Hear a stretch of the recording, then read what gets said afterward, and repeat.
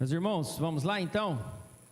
Eu estou com uma série de palavras aqui sobre as coisas importantes da vida cristã, né? As coisas cruciais da vida cristã. Estava conversando com a minha esposa, ela deu um puxão de orelha, falou que eu não estou me fazendo ser bem entendido. Aí, na introdução então, eu vou tentar seguir a linha de raciocínio aqui. Nós vamos ler um texto primeiro, texto de Romanos capítulo 12, do versículo 9 até o versículo 21. São algumas virtudes que Paulo recomenda que eu e os irmãos tenhamos. E aí depois disso eu vou tentar seguir para o texto que nós vamos estudar mesmo. Nós vamos estudar o texto de Hebreus, mas primeiro nós vamos só ler esse texto aqui como introdução. Então, só para os irmãos lembrarem, nós já falamos sobre a supremacia de Cristo, né? Lá em Hebreus capítulo 2, nós falamos sobre a importância da fé também, e no domingo passado nós falamos sobre a importância da mortificação do pecado, ou do nosso comprometimento com o Evangelho, né? Nós não conseguimos explanar bem o que é a mortificação do pecado, mas nós vimos que a parte que nos toca é ela. E hoje nós vamos falar sobre a importância da sinceridade no coração daquele que se aproxima de Deus, não é? Então, 4 coisas aí: o entendimento de que Cristo é superior a tudo e a todos, que a fé é uma parte crucial da vida cristã, que você tem uma parte nela, né, para fazer você mesmo, não tem nada a ver com Deus, é atividade sua, função sua, que tem a ver com seu comprometimento com o Evangelho. E hoje nós vamos falar sobre a importância da sinceridade, a importância de que quando você se aproxime de Deus, você se aproximar com um coração sincero. Vamos ler Romanos capítulo 12, do versículo 9 até o versículo 21. Diz assim a palavra do Senhor: o amor seja sem hipocrisia, detestai o mal, apegando-vos ao bem.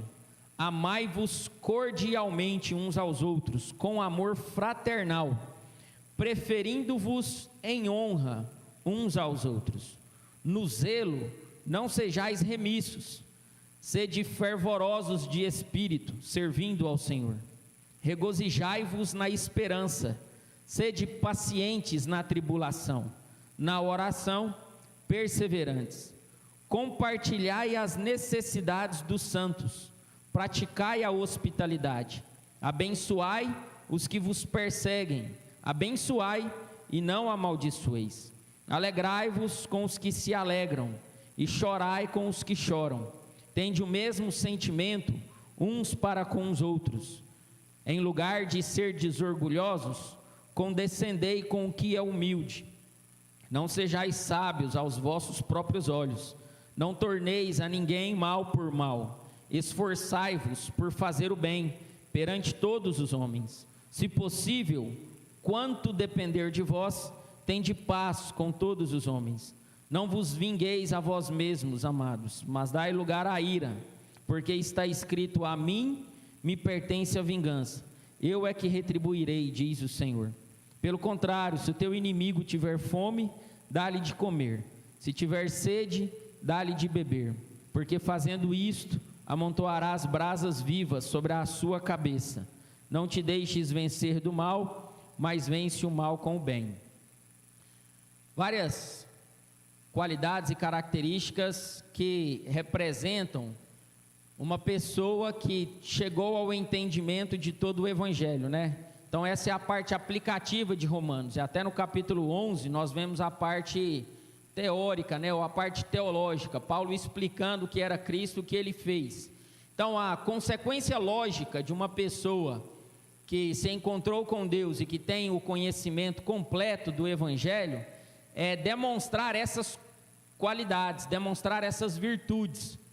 E a pergunta que se faz então é: por que eu e várias outras pessoas, por que nós temos dificuldade de demonstrar esse nível de vida cristã? Não sei os irmãos, mas quando eu leio um texto desse tipo, tem vários outros, mas esse aqui é o texto que talvez resume mais virtudes que nós temos dificuldade, né? Sobre os relacionamentos uns com os outros, sobre um amor sincero e fraternal, sobre a nossa relação com os nossos inimigos e com o bem, e com a vingança, e com o sentimento de retribuição que muitas vezes nós temos no coração. A pergunta que fica é: o que nos falta então para nós conseguirmos demonstrar esse nível de vida cristã. O que é que precisa acontecer então? Não é? O que precisa acontecer na minha e na sua vida para que nós consigamos demonstrar esse nível de vida cristã? Então, buscando essa resposta, foi que eu me envolvi em Romanos e em Hebreus, estudando, e aí finalmente cheguei num livro, né, de Joe Owen, chamado A Mortificação do Pecado. E aí de lá para cá eu tenho tentado formular na minha cabeça e para os irmãos também, caminhos para nós chegarmos na mesma conclusão que ele chegou, né? J.I. Packer, um autor famoso, diz que esse livro também foi primordial na vida dele, né? Ele diz assim: devo mais a Joe Owen do que a qualquer outro teólogo antes da atualidade ou dos tempos passados, e devo mais a este livro, A Mortificação do Pecado, do que a qualquer outro sobre a minha vida cristã. Então nesse caminho, meus irmãos, para nós chegarmos na resposta do porquê eu e você temos tanta dificuldade de demonstrar esse nível de vida cristã, eu descobri que existem coisas importantes que nós temos que nos focar, e muitas vezes nós tratamos elas com menos importância do que elas deveriam ter. São essas coisas que eu venho falando com os irmãos, a soberania de Cristo na nossa vida, né? Ou a primícia dele, o quanto ele é importante, ele deveria ser entronizado nas nossas orações, nos nossos cultos, nos nossos louvores. Se os irmãos pararem para pensar, é incrível o quanto nós descentralizamos Cristo dos nossos fazeres, inclusive dos nossos fazeres religiosos, né? Dos nossos cânticos, das nossas orações, o quanto a pessoa dele não aparece tanto mais assim, não é? E uma vez entendendo que Cristo é importante, nós nos voltamos então para a fé, que é a única maneira verdadeira e real de nós alcançarmos aquilo que ele concedeu para nós. E depois, além da fé, nós descobrimos sobre esse comprometimento que nós temos que ter com essa mensagem que ele revela, né? Ou seja, não é uma fé vacilante, mas deve ser uma fé contínua, uma fé que impacta na sua vida cotidiana. E no meio disso tudo, que você exerça esse conhecimento e essa fé através de um coração sincero. Tem uma parte na Bíblia, então, que fala sobre a sinceridade que nós devemos ter e a importância dela na hora da adoração. Está lá em Hebreus, nós vamos ler e estudar esse texto então. Vamos caminhar para lá? Hebreus capítulo 10, do versículo 19 até o versículo 25, é o texto que nós estudaremos. Então, lembrando os irmãos aí, eu estou nesse intuito, né, de tentar compartilhar com os irmãos o caminho que nós devemos traçar para chegar na resposta do porquê eu e porquê os irmãos, porque nós temos tanta dificuldade de demonstrar um nível de vida cristã de excelência, ou essa perfeição para a qual Deus nos criou e nos salvou. Esse texto é uma parte aplicativa também, já de Hebreus. Ele encerrou a sua parte doutrinária no capítulo 9, né? Na verdade no capítulo 10, nessa primeira parte aí. E aqui então ele começa para as suas recomendações ou considerações, né? Ele vai considerar todo o conhecimento que ele falou sobre Cristo, sobre o sacrifício de Cristo, sobre o quanto Cristo se tornou o sumo sacerdote. E aí então nós entramos nesse texto que ele nos orienta a adorar ao Senhor. A palavra do Senhor diz assim: tendo, pois, irmãos, intrepidez para entrar no santo dos santos, pelo sangue de Jesus, pelo novo e vivo caminho, que ele nos consagrou pelo véu, isto é, pela sua carne, e tendo grande sacerdote sobre a casa de Deus, aproximemo-nos com sincero coração, em plena certeza de fé, tendo o coração purificado da má consciência e lavado o corpo com água pura. Guardemos firme a confissão da esperança, sem vacilar, pois quem fez a promessa é fiel. E consideremo-nos também uns aos outros, para nos estimularmos ao amor e às boas obras. Não deixemos de congregar-nos, como é costume de alguns, antes façamos admoestações, e tanto mais quanto vedes que o dia se aproxima. Amém. Moacir orou por nós, que o Senhor possa nos abençoar na meditação da sua palavra. Então, esse texto é o autor de Hebreus falando sobre a adoração e sobre a importância da sinceridade, ou da forma com que você se apresenta diante de Deus para a sua adoração, como o seu coração vai estar. Essa palavra, ela é sinceridade, ela também não tem nenhuma parte na Bíblia que fala, né, especificamente sobre ela, mas o contrário dela, os irmãos acreditam que seria o quê? O contrário de ser sincero é ser hipócrita, talvez, né? Falso, ou qualquer coisa do tipo. Então, contra a hipocrisia ou a falsidade, a palavra do Senhor fala muito, mas a maioria das vezes que Jesus tenta apresentar esse conceito de verdade, esse conceito de conteúdo, não é? Esse conceito de conteúdo como você imagina um presente mesmo. Tem a embalagem, né? Tem a capa, aquilo que você guarda, e tem o conteúdo, que é aquilo que importa mesmo, é aquilo que está lá dentro, é aquilo que você abre o negócio e tira o conteúdo de lá de dentro. Então, nas nossas vidas também, quando nós falamos de sinceridade, a gente está falando sobre aquilo que emana do nosso fundo, ou aquilo que é o conteúdo mesmo que nós temos que apresentar para os outros. E sempre quando se fala para isso, a tendência que nós temos, né, pelo fato de sermos cristãos e pensarmos no Evangelho, é de nos enxergarmos como pecadores necessitados, e a partir daí surgir um clamor ao Senhor. Basicamente é isso que Jesus compara todas as outras pessoas, a não ser os fariseus, né? Então nós temos várias comparações lá do fariseu com o publicano, por exemplo. O fariseu está lá em pé, adorando a Deus de mão erguida, agradecendo, porque ele não é pecador miserável igual esse publicano que está aí. E o publicano está lá com um sentimento de miserabilidade, porque de fato, de verdade, ele se enxergava como pecador, como uma pessoa necessitada mesmo. Então ele está lá expressando o sentimento dele, e o fariseu também está expressando um sentimento verdadeiro dele. Do fundo do coração do fariseu, ele acha aquilo mesmo. Ele não está sendo falso ali, ele está sendo hipócrita, porque a verdade que ele está expressando é uma mentira, mas na verdade é engraçado até falar isso, mas é uma mentira sincera. É uma pessoa que é orgulhosa, se exalta, e é do coração dela mesma, e ela expressa aquilo e pronto. Então Jesus compara esse fariseu com o publicano, dizendo assim que o publicano saiu dali justificado e o fariseu não. Por quê? Porque o fariseu é hipócrita, ou seja, o fariseu expressa uma verdade que é uma mentira, ou expressa uma verdade que é somente uma capa, né? Jesus disse que eles são como sepulcros caiados, ele expressa um enfeite por fora, e na verdade por dentro eles estão podres. E assim também naquele texto de Simão e a pecadora. Aí fariseu também, convida Jesus para ir jantar na casa dele, almoçar, não sei. E aí então uma pecadora, sabendo que Jesus está lá, ela entra, começa, os irmãos lembram, né? Naquela época as mesas eram baixas, não tinha cadeira e mesa assim.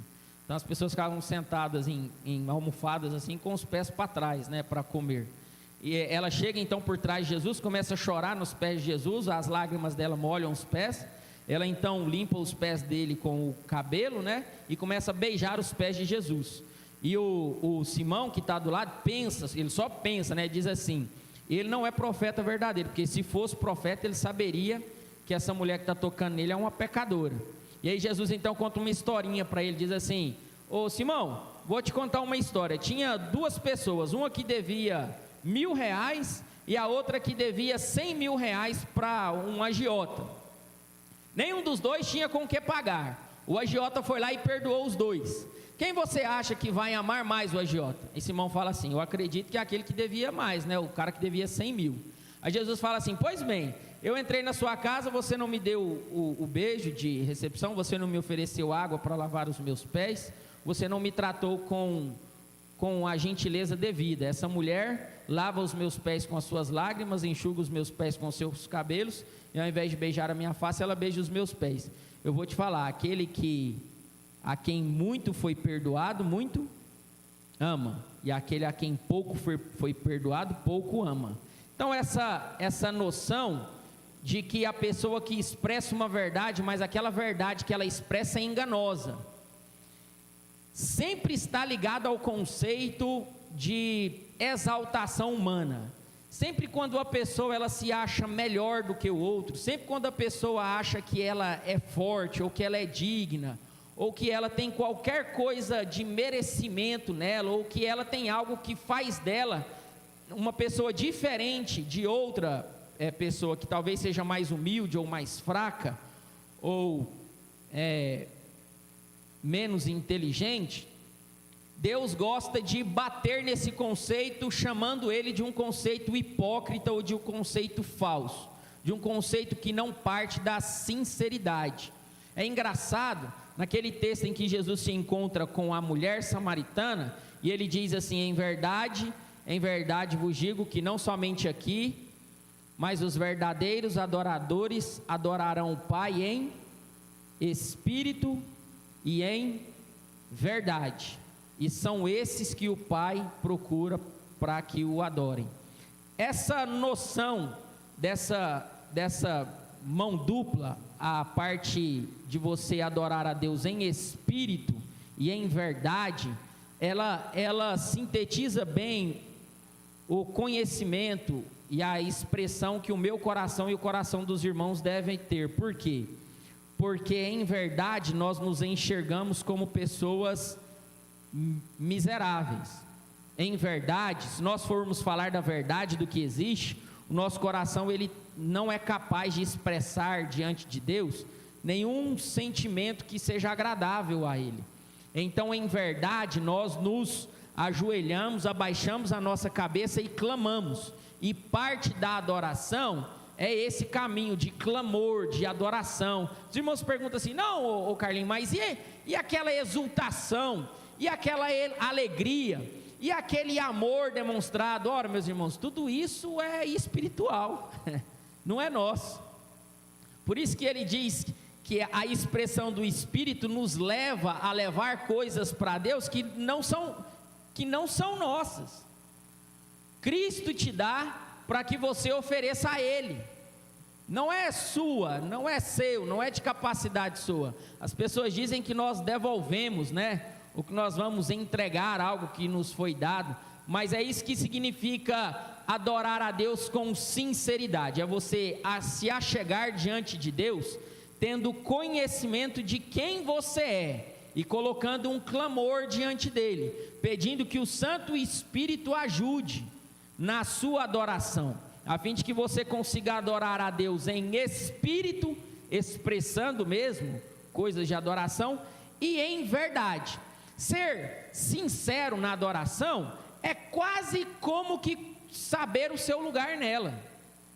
Ser sincero na adoração, ou demonstrar um conteúdo diante de Deus, né? É quase como entender que você é pecador e que aquilo que deve fluir do seu coração deve vir do próprio Espírito.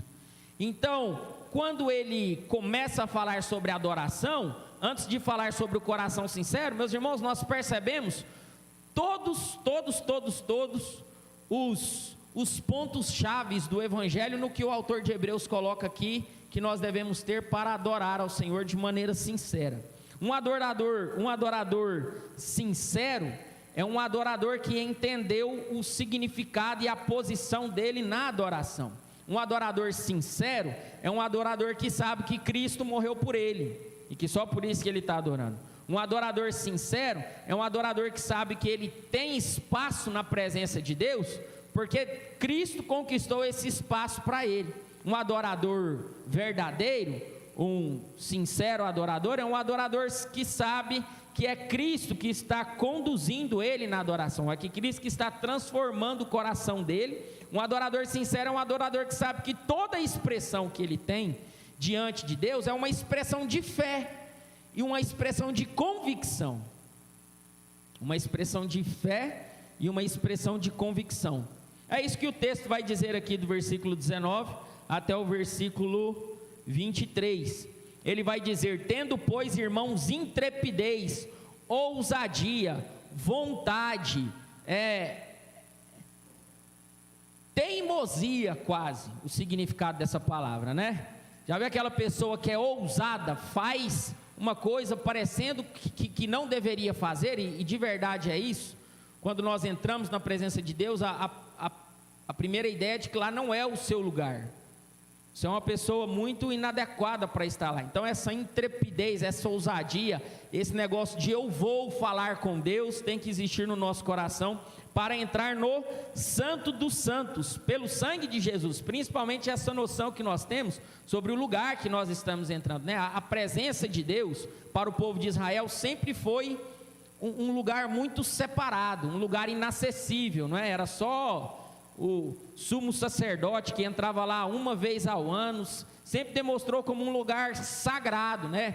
Moisés, tira a sandália dos seus pés, porque aqui está a presença do Senhor. No Monte da Transfiguração, onde está a presença do Senhor, nós temos essa noção de que é um lugar muito reservado, de que talvez nós nem deveríamos ir lá.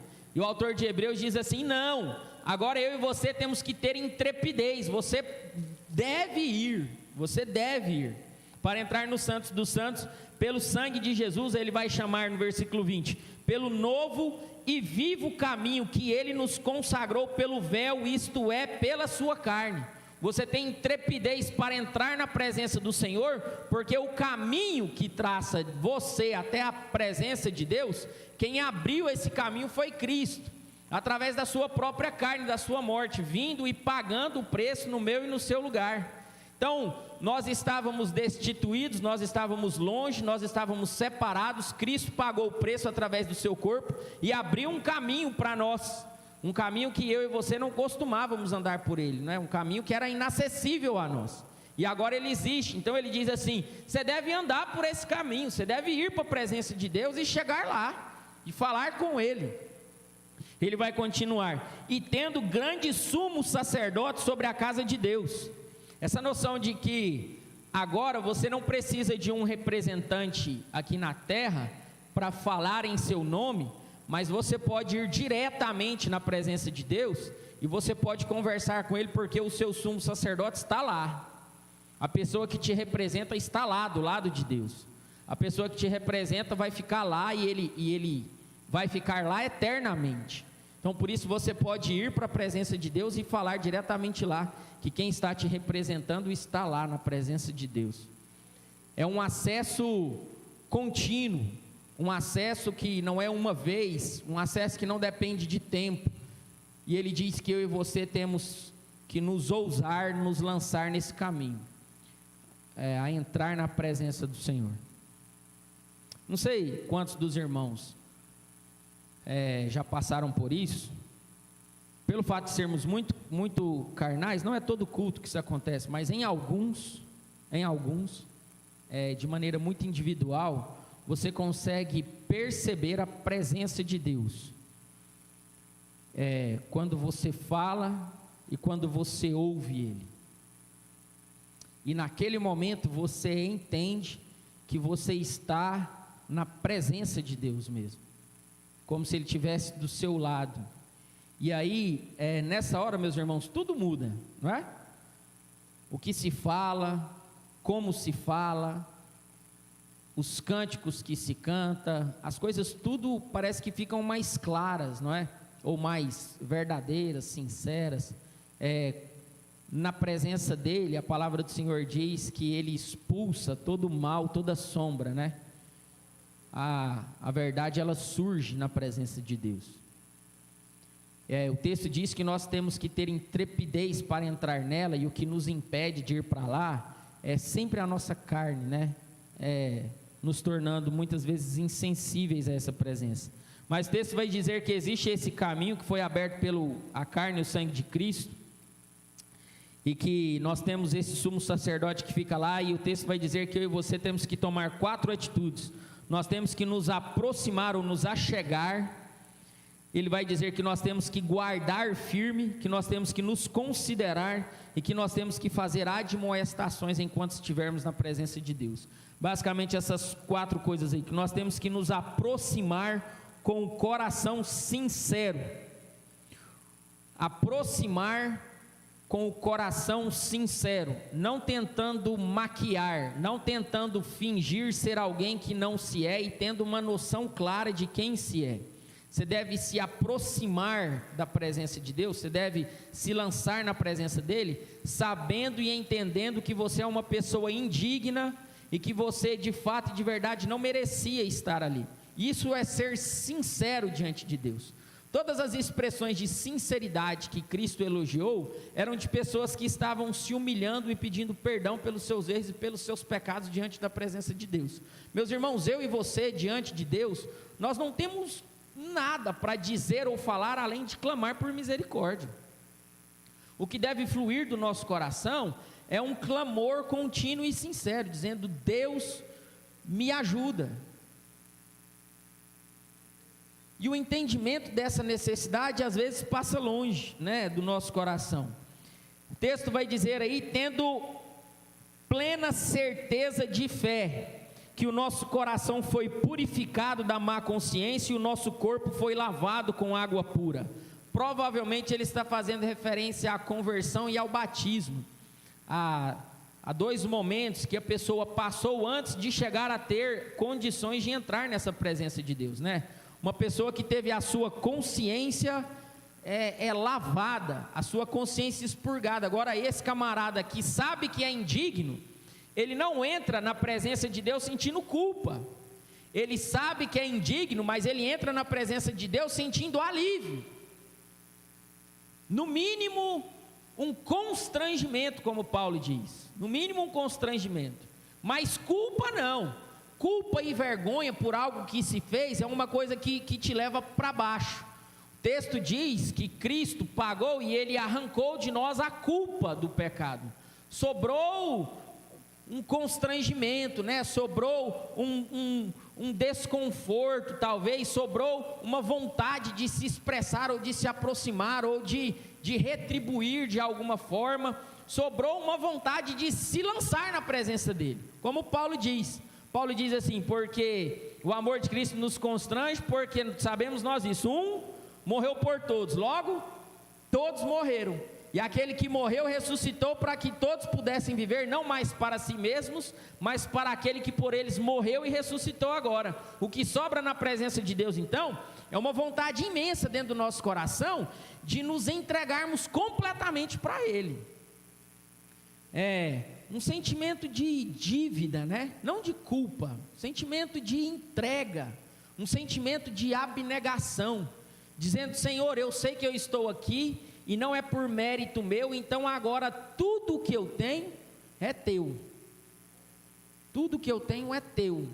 Eu entro aqui na presença do Senhor sem ter nada, desnudo, não tenho dignidade, não tenho mérito e não tenho vida. O Senhor faça daqui para frente comigo o que o Senhor bem quiser. Essa é a expressão de uma aproximação com um coração sincero e verdadeiro, de alguém que teve a consciência purificada e o seu corpo lavado, passado por essa exclamação, dessa experiência interior que a pessoa viveu, esse confessar a Cristo, e esse dizer: agora a minha vida é dele, tudo é dele. Ele diz que não só isso, mas que você deve também guardar firme a confissão da esperança sem vacilar, pois quem fez a promessa é fiel. Isso é tão interessante, meus irmãos, porque na adoração, o autor de Hebreus pressupõe que nós continuaremos vivendo a vida aqui, Você vai adorar a Deus enquanto se vive, e nessa adoração, uma parte importante depois dessa sinceridade, é você manter essa fé, você se lembrar desses conceitos, de que você foi salvo, de que você foi redimido, de que você entra na presença de Deus, mas você não tem dignidade alguma, e que agora o que se tem é um coração de entrega, é um coração que você oferece ele para Deus. E ele diz assim: até quando? Ele fala assim: você deve guardar firme essa esperança, essa fé na esperança. Por quê? Porque quem prometeu é fiel.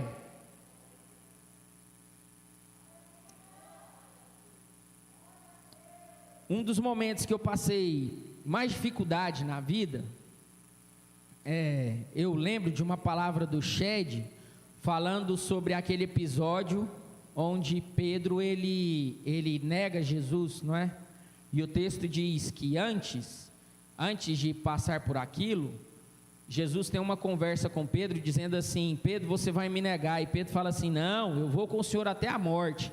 E aí Jesus diz assim para ele: Pedro, eu vi Satanás caindo do céu como um raio, e ele pediu para Deus para peneirar a sua alma. E aí o texto diz assim: mas eu roguei ao Senhor do céu para que ele guardasse a sua fé.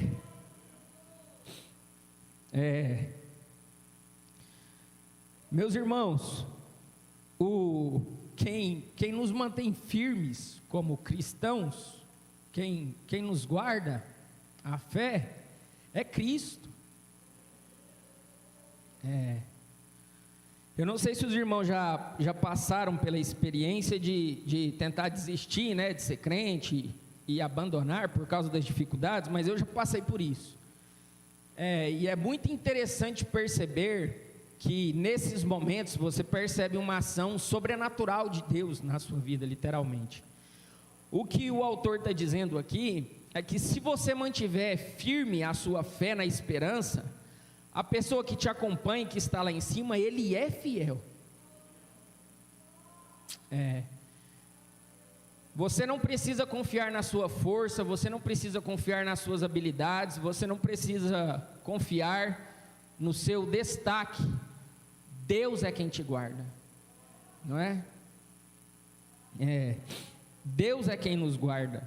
E Ele diz que nós devemos manter firmes essa nossa confiança nele. É uma característica primordial da sua adoração. É uma característica primordial da sua adoração. Você acreditar que é possível. Se você for sincero mesmo, de verdade, a maioria das vezes o irmão vai perceber que a maioria das coisas que se faz não é com o coração completamente entregue. Quando se faz algo assim por Deus mesmo, né? Ou um serviço, ou eu tenho muito cuidado isso com as minhas filhas, né? Quando eu vou falar que amo elas, que eu queira dizer mesmo aquilo, né? Que aquilo signifique alguma coisa, porque muitas das coisas que nós fazemos, se ela não for vazia de significado, no mínimo ela é rasa, né? As nossas orações, o nosso louvor, os nossos beijos, as nossas declarações de eu te amo para as esposas, para os filhos, quando nós dizemos que nos importamos com outras pessoas ou não, a maioria do que nós dizemos e falamos é raso. Então, é muito importante que durante a sua trajetória na vida cristã, e quando você entra na presença de Deus, que você se depara com essa falta de habilidade de demonstrar uma característica que não é sua, essa falta da adoração verdadeira, essa falta da oração sincera, é muito importante que você continue acreditando que ao fazer aquilo, Deus pode mover na sua vida, não é? Isso não é ser falso, é bem diferente. Um louvor onde eu levanto, e eu não estou com vontade de louvar, ou aquelas palavras que o cântico está dizendo, não estão fluindo do fundo do meu coração, mas um louvor onde eu canto aquilo com esperança, com fé de que aquilo se torne verdade na minha vida, esse é um louvor sincero, apesar de não ser um louvor espiritual, né? Ele é em verdade, vamos dizer assim. Então, essa confiança ela é muito importante, porque eu e você vamos nos deparar com momentos na nossa vida em que necessitaremos mais acreditar no que se falou do que viver aquilo. Principalmente quando o autor percebe que as pessoas elas se tornam carnais. Versículo 32 em diante desse próprio texto, ele vai fazer um apelo a essas pessoas quase, dizendo assim: olha, vocês têm que se manter firme, vocês se lembrem do que Deus já fez, se lembrem do que Deus já trabalhou na vida de vocês, para que vocês continuem perseverando, para que vocês continuem acreditando que é possível, não é? Ele voltar a agir. Então, na nossa adoração sincera, quando nós nos deparamos com essa falta em nós, é muito importante que guardemos firme a nossa confissão de fé. em quem nós acreditamos, e o texto vai dizer que é importante que nós fazemos isso, porque quem prometeu Ele é fiel, não é? Tem um cântico do louvor, bom até, que fala muito sobre esse caminho da trajetória da adoração. Ele diz assim: amo o Senhor, meu Salvador, anelo tê-lo bem junto a mim, minha esperança é a tua palavra que jamais desamparou aquele que busca a tua face e quer, não é? Essa noção de que eu vou me firmar no que Deus falou, por quê? Porque Ele cumpre o que promete, não é?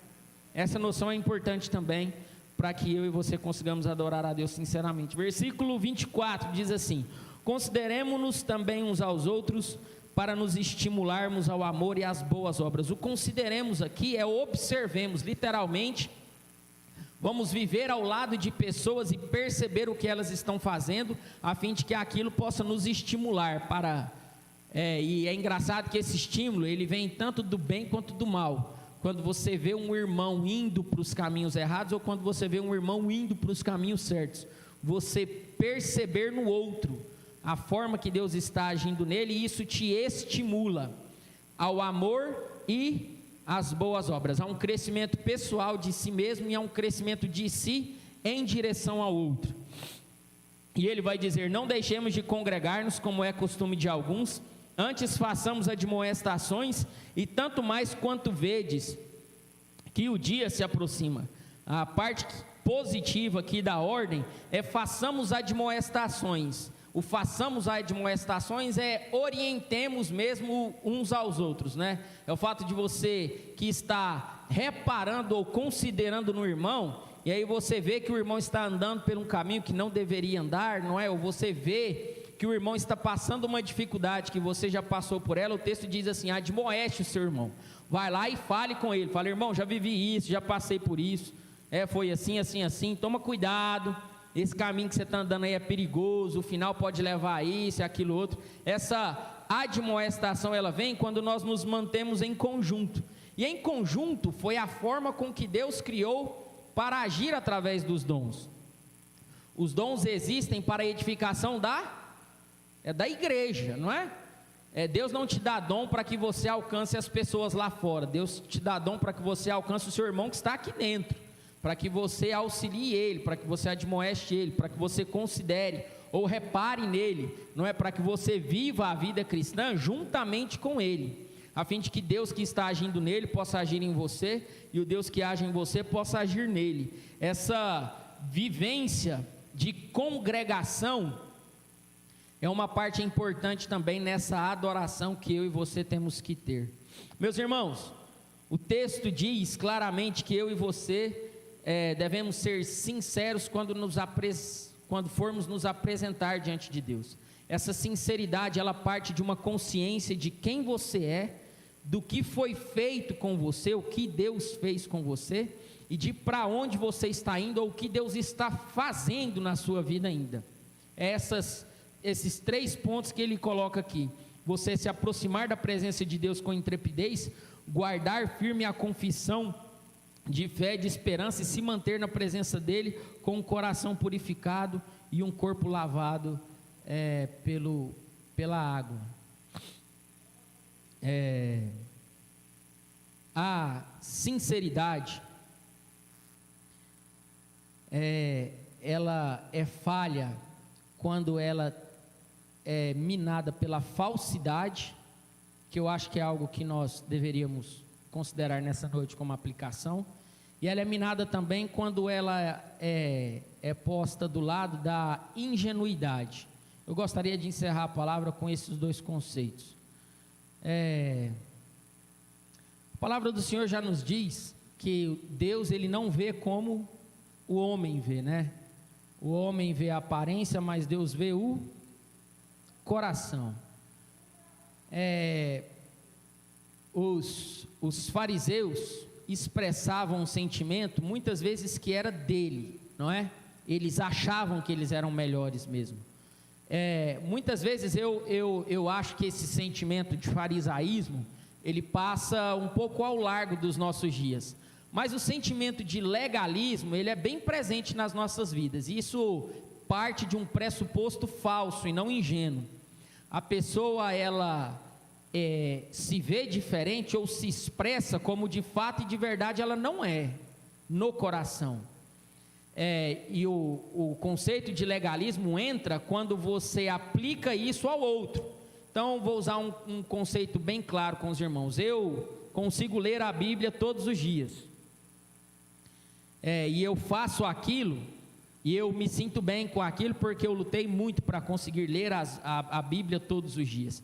E pelo fato de eu conseguir ler a Bíblia todos os dias, quando me perguntam em alguma conversa, em alguma roda, sobre pessoas que não leem a Bíblia todo dia, num acampamento de varões, por exemplo, e aí um irmão levanta e fala assim: não, lá eu tenho dificuldade de ler a Bíblia todo dia, o outro, não, eu também tenho dificuldade de ler a Bíblia, o outro tem dificuldade de ler a Bíblia.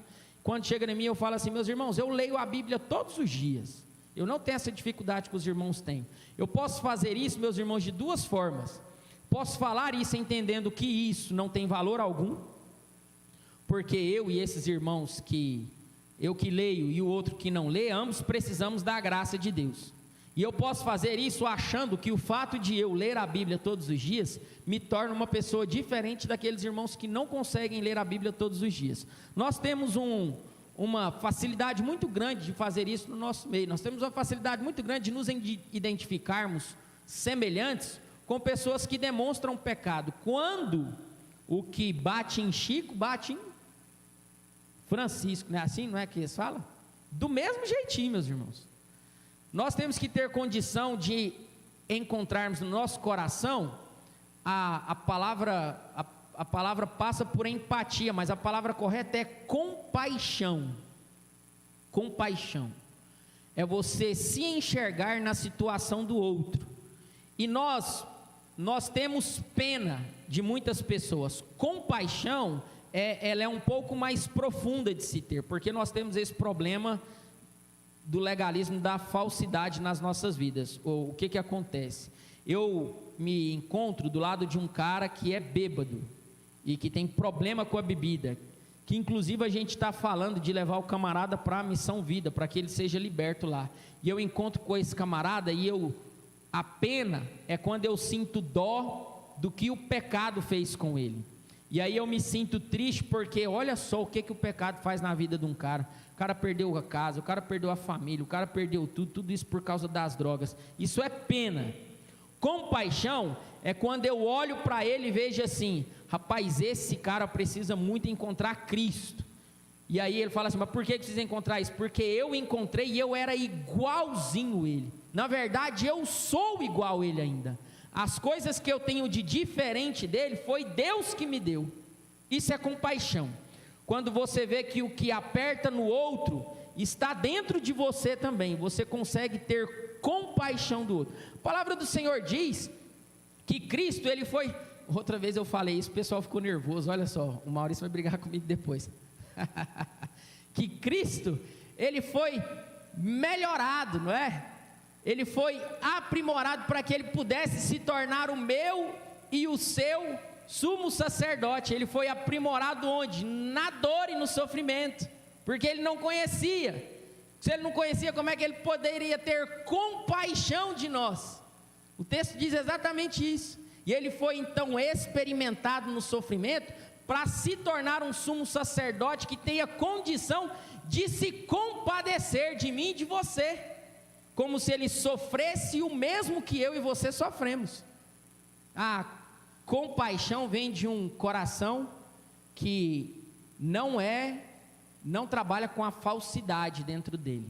A pessoa enxerga no outro aquilo que ela sabe que bate dentro dela, e aquilo faz ela ter uma identificação com aquela outra pessoa. Essa identificação é de Cristo. Isso é ser sincero. A outra coisa que mina a nossa sinceridade, além do legalismo e da falsidade, meus irmãos, é a ingenuidade. É o fato de nós, de fato e de verdade, não termos uma consciência bem clara de quem nós somos. O texto vai dizer que eu e você estávamos destituídos, não é? Cristo vai ter várias dificuldades dessa na apresentação do evangelho dele, porque ele diz que ele veio para os que eram pecadores. Ele era um médico que veio para os que estavam doentes, e ele teve dificuldade na pregação do evangelho, como nós temos hoje. Você vai apresentar o evangelho para alguém e fala assim: olha, o evangelho, Deus pode te salvar, e a pergunta do que eu preciso ser salvo? Então esse entendimento de que nós estamos perdidos, de que nós estamos destituídos da glória de Deus, que a vida passa ao largo das nossas vidas, esse entendimento, ele muitas vezes é fruto de uma ingenuidade mesmo, uma falta de conhecimento. E aí nós deveríamos nos aprofundar, meus irmãos, no que a Bíblia fala sobre o pecado e como ele afeta as nossas vidas.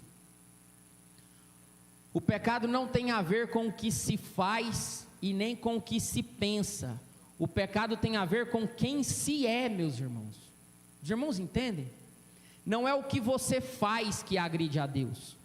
Não é o que você pensa que deixa Deus irado. É quem você é. A sua existência é uma afronta à santidade de Deus. Não é o que se faz, não é o que se pega, não é por onde se anda, é a existência própria, a existência propriamente dita. Quando nós entendermos que a nossa existência é uma afronta a Deus, uma afronta tão grande que Cristo teve que pagar o meu e o seu pecado, você consegue entender um pouco dessa noção de miserabilidade quando se entra na adoração. Quando se entra na adoração, às vezes quando você fica muito focado no que se faz, você entra na adoração até se questionando se você deve pedir perdão por alguma coisa, né? Deus, se eu fiz alguma coisa durante a semana, me perdoa. Ou então, você acha que você tem que pedir perdão por uma mentira que você contou, ou por alguma coisa que você fez, que senão você não consegue adorar, porque Deus, seu coração está sujo. Meu irmão, seu coração está sujo sempre. Quando se entra na presença de Deus, se está imundo, independente do que se tenha feito durante a semana. Você é pecador. E ao entrar na presença de Deus, então, tendo essa noção de que sou pecador, você já entra com o sentimento correto. E a ingenuidade, o fato de você não entender bem quem você é, e o estrago que o pecado fez dentro do seu coração, isso mina também a nossa sinceridade na adoração. Isso faz com que nos apresentemos diante de Deus, sem nos portarmos da maneira correta, para que Ele haja na nossa vida. Expressão da carne impede que o Espírito Santo haja. Expressão da carne impede que o Santo Espírito haja na sua vida. E aí nós temos vários momentos e vários cultos que, se formos apurar mesmo pelo fogo, da santidade de Deus, como diz Paulo, que o fogo vai passar para provar as nossas obras, nós expressamos a nossa vida através de ações que, se o fogo de Deus passar por elas, muitas vezes não sobra muita coisa, não é? Falta meaning, falta conteúdo, falta significado. É uma adoração quase que da boca para fora. E pior ainda se ela for da boca para fora, livre de esperança, livre de fé, não é? Legalismo e ingenuidade, duas coisas que eu e os irmãos temos que combater para termos a nossa adoração sincera diante do Senhor. Vamos orar ao Senhor, que nos ajude. Não sei se o irmão tem alguma dificuldade em relação a alguma dessas áreas, mas se tiver, vamos colocar ela diante da presença do Senhor, com fé. Como diz o autor de Tiagos, não com uma fé cambaleante, mas com uma fé firme. Aquele que pede coisa vacilante, não pense ele que vai receber nada do Senhor. É uma fé dizendo: Deus, eu acredito que o Senhor pode fazer, me ajuda, faz na minha vida no nome do Senhor Jesus. Uma luta contra o legalismo e contra a ingenuidade. Esse conhecimento do Evangelho, de quem nós somos, daquilo que Cristo fez, tá bem descrito em Romanos, não é? Se o irmão acha que tem alguma dificuldade em relação a essa ingenuidade, ou em relação a esse conhecimento do pecado que ele fez na sua vida, ora para Deus e começa a ler Romanos ali do capítulo 1 até lá o capítulo 8, você vai ter uma boa noção do que foi que Cristo fez, de quem você era e das consequências da ação dele na sua vida, para que você possa entender melhor e se expressar cada vez de maneira mais verdadeira, cada vez de maneira mais sincera, cada vez de maneira mais consciente na presença de Deus e na sua adoração. Peça que Ele te ajude aí a adquirir conhecimento mesmo, consciência de quem você é e daquilo que você faz. Vou dar um minutinho para os irmãos orarem, depois eu oro por nós, no nome do Senhor Jesus.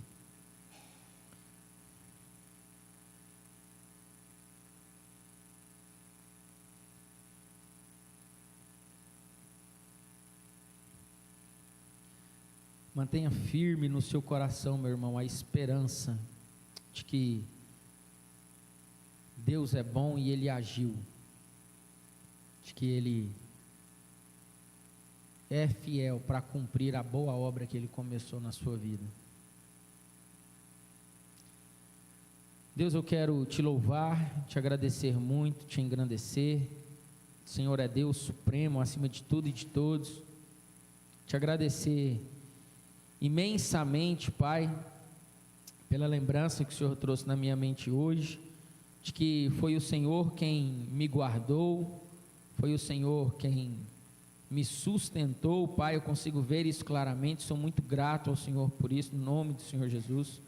Como eu tenho essa consciência em relação à minha vida, tenho essa consciência em relação à vida dos meus irmãos também, que o Senhor é quem sustenta a tua igreja, Pai, que o Senhor é quem aguarda, que ela vai ser triunfante, não porque é merecedora, mas é porque tem o Senhor lutando a favor dela, Pai.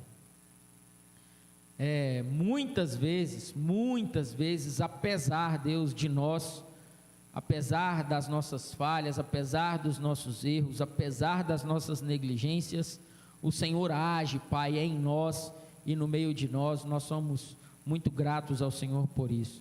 Mais uma vez a Tua palavra nos traz a consciência, Deus, de que para sermos sinceros na adoração do Senhor, e o Senhor só aceita a adoração sincera, Pai.